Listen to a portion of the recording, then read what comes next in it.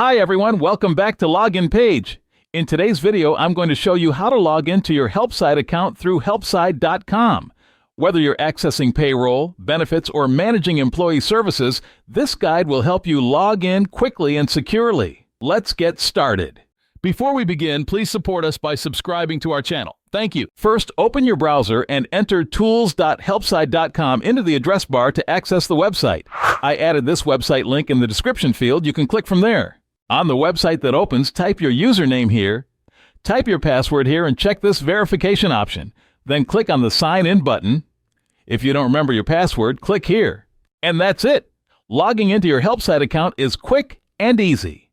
If you have any questions or run into any issues, feel free to leave a comment below. Don't forget to like this video and subscribe to Login Page for more helpful tutorials. See you in the next video.